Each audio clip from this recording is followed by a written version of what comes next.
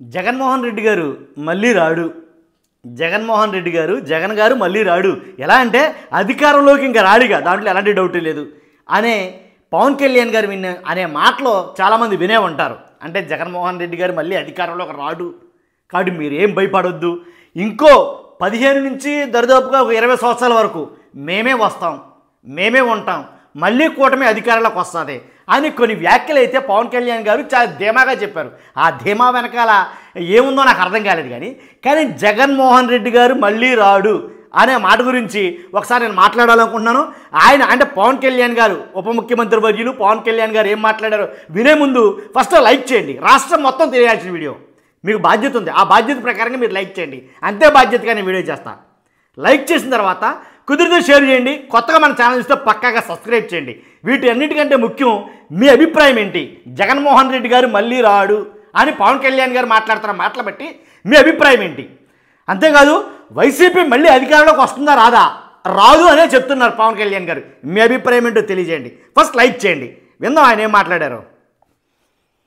విన్న తర్వాత మాట్లాడుకుందాం. సంవత్సరం మేము పూర్తి చేసుకోవటం చాలా కష్టాల మధ్య వచ్చాం. కష్టాలు 5 సంవత్సరాలు ప్రత్యేకించి నేను 2014 నుంచి రాష్ట్ర విభజన జరిగినప్పటి నుంచి ఆంధ్రప్రదేశ్ అభివృద్ధి బాగుండాలని ఆకాంక్షించే వ్యక్తిని. వచ్చే గొడవలకి విభజన జరిగితే ఎలా అయిపోయిందో మనం చూస్తా వచ్చాం. అందుకని ప్రత్యేకంగా నేను ఆంధ్రప్రదేశ్ బాగు కోసం నేను ఎప్పుడు నిస్వార్థంగా చేసుకుంటా వచ్చాను. 2014 నుంచి 2019, 2019 నుంచి 2024కి ప్రభుత్వం మారిన వెంటనే కన్స్ట్రక్టివ్ అప్రోచ్ నుంచి ఒక డిస్ట్రక్టివ్ అడ్మినిస్ట్రేషన్ 24లో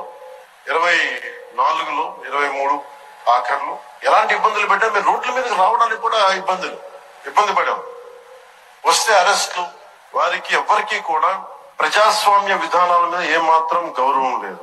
పోలీస్ అధికారులు వాళ్ళు తప్పులు చేసే పోలీస్ అధికారులు వాళ్ళు అరెస్ట్ చేసి నిలువరిస్తే మటుకు మేము వెంటాడుతాం, మేము will hunt you no matter where you are, మీరు ఎక్కడ విదేశాల్లో ఉన్నా వెంటాడుతామనే ఈ స్టేట్మెంట్స్ చాలా ఇబ్బంది కలిగిస్తాం. వారికి సందర్భంగా తెలియజేస్తా ఉన్నాం, ఇది ఈ గవర్నమెంట్ ఇలాంటి అసాంఘిక చర్యల్ని. ఇక్కడ మాట చెప్పాలి నేను మీకు, పవన్ కళ్యాణ్ గారి మాటకు అడ్డొచ్చాను ఇక్కడ మాట చెప్పాలా. ఏ రాజకీయ నాయకులు అధికారంలో ఉన్నా సరే ఖచ్చితంగా పోలీసుల మీద మాట్లాడుతుంటారు కొన్ని మాటలు. ఎలా అంటే మేము అధికారంలో వచ్చిన తర్వాత చూసుకుంటాం మేము, ఈ మాట రాజకీయంగా పరిపాటే, దాంట్లో ఎలాంటి డౌట్ లేదు. ఇప్పటికన్నా అంతకుముందు వాస్తవంగా అయితే కనుక లోకేష్ గారు పోలీసుల మీద విరుచుకుపడిపోయిన సంఘటనలు ఉన్నాయి, అలాగే చంద్రబాబు నాయుడు గారు పోలీసుల మీద విరుచుకుపడిపోయిన సంఘటనలు ఉన్నాయి, అలాగే పవన్ కళ్యాణ్ గారు కూడా పోలీసుల మీద చాలా ఫైర్ అయిన సంఘటనలు చాలా ఉన్నాయి. ఇది సహజం రాజకీయాల్లో. ఏ మాత్రం సహించం. ముఖ్యంగా ఆడపిల్లల భద్రత ఈ రాష్ట్రానికి చాలా కీలకమైంది. వీటికి ఆడపిల్లల భద్రతకు సంబంధించిన కానీ పవన్ కళ్యాణ్ గారు ప్రతి మీటింగ్లోను ప్రతి సభలోను పవన్ కళ్యాణ్ గారు ఎలా అంటే రాజకీయాల్లోకి వచ్చిన కాడి నుంచి కూడా పవన్ కళ్యాణ్ గారు మాట్లాడే మాట ఏంటి చెప్పంటారా? మహిళల పట్ల భద్రత, అమ్మాయిల భద్రత, ఆడపిల్లల భద్రత కాబట్టి వీళ్ళ భద్రత పట్ల మేము చాలా అది చెప్తూ ఉంటారు.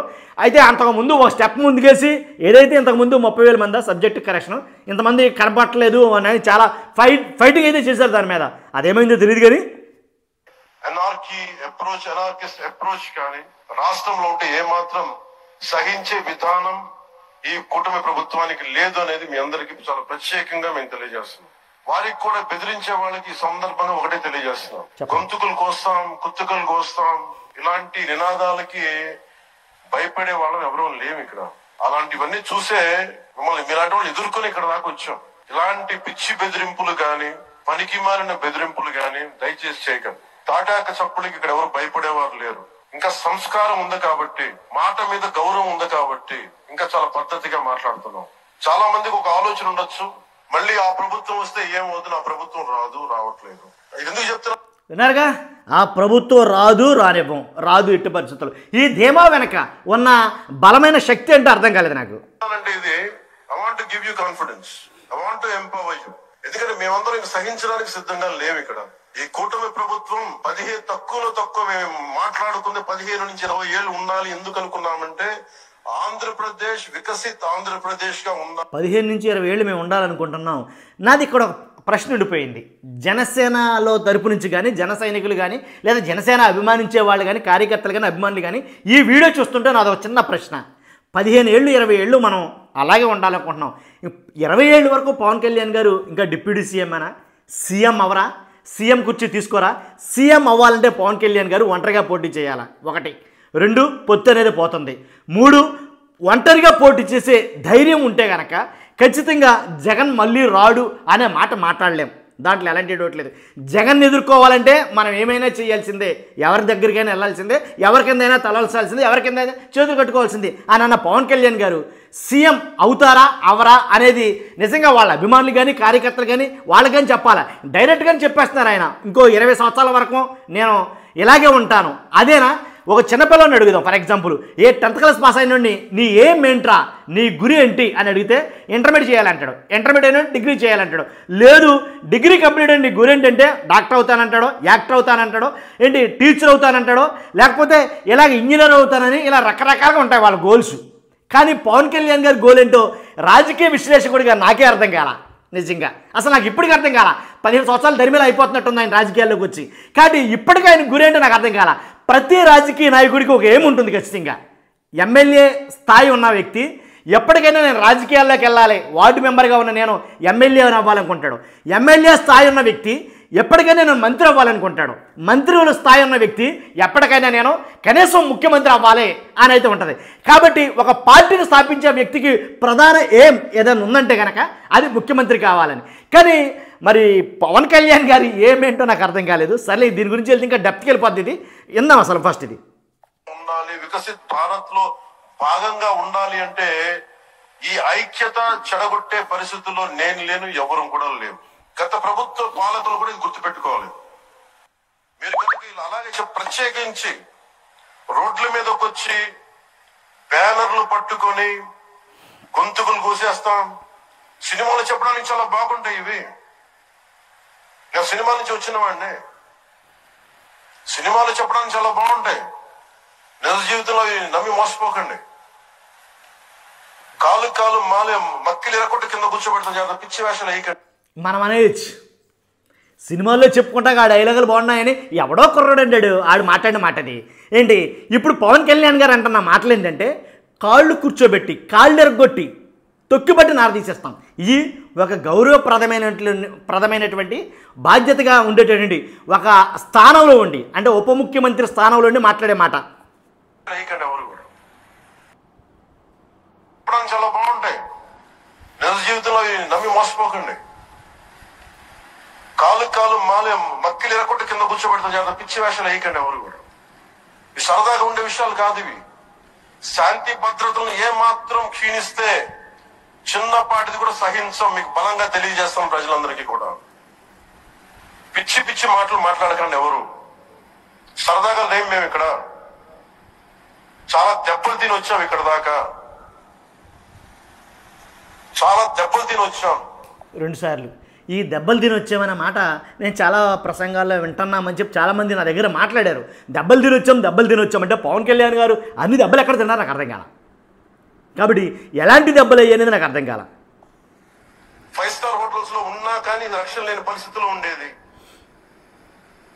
రోడ్ల మీదకి లాక్కొచ్చి మహిళలను కూడా వీళ్ళు జైల్లో పెట్టిన వ్యక్తులు.